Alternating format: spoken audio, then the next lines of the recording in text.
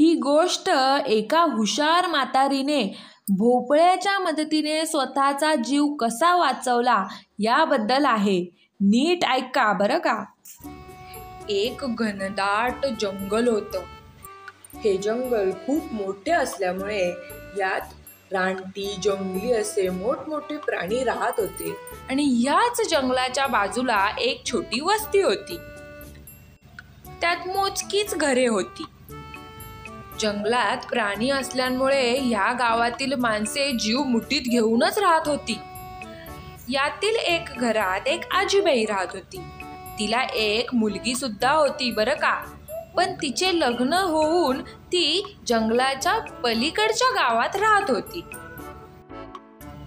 आजीबाईला आपल्या लेकीची आठवण आली की ती जीव मुठीत घेऊन जंगल पार करून आपल्या लेकीकडे जायची. असेच एकदा आजीबाईला आपल्या लेकीची खूप आठवण आली आणि तिला आपल्या लेकीकडे जावेसे वाटले. मग आजीबाईने काय केले, आपली पिशवी भरली आणि म्हणाली, जाऊया आता कसे तरी. आजीबाई आपल्या दबक्या पावलांनी हळूहळू चालतच होती. पण अचानक तिच्या समोर एक वाघ आला. वाघ म्हणाला, हे आजीबाई, कुठे निघालीस? बऱ्याच दिवसापासून मी शिकार केलेली नाहीये. आजीबाई हुशार होती. ती म्हणाली, खायचे तर खा बाबा, मला काय, उद्या मरायची ते आज मरेन. पण मला खाऊन तुला काय मिळतील? नुसती हाडे.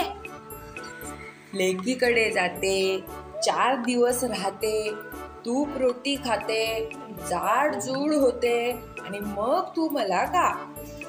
वाघाने थोडा विचार केला आणि म्हणाला, अरे म्हातारी तर बरोबर बोलते. म्हणाला, ठीक आहे, जा, पण 4 दिवसांनी नक्की ये हा. मग काय, म्हातारी हो हो बोलून हळूहळू पुढे गेली. आणखीन थोडे पुढे गेल्यावर म्हातारीला भेटला लांडगा. म्हातारीला बघून लांडग्याच्या सुद्धा तोंडाला पाणी सुटले.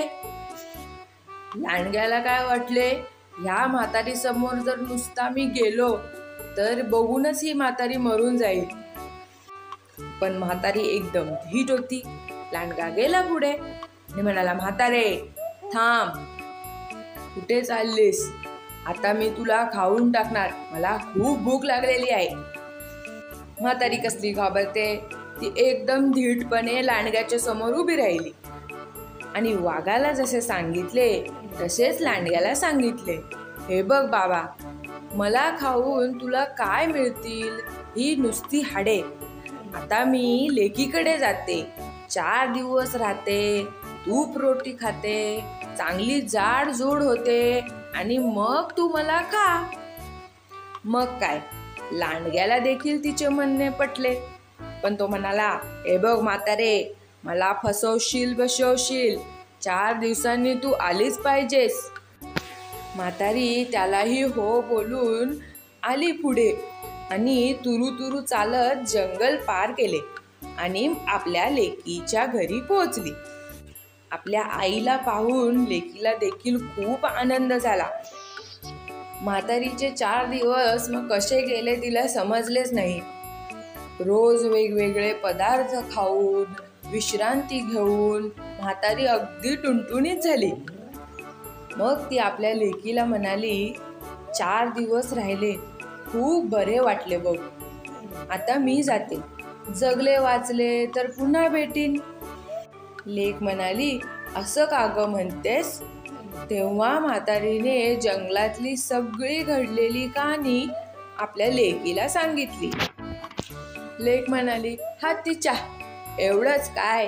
हे बघ, माझ्याकडे मोठा भोपळा आहे, त्यात तू बस आणि जा.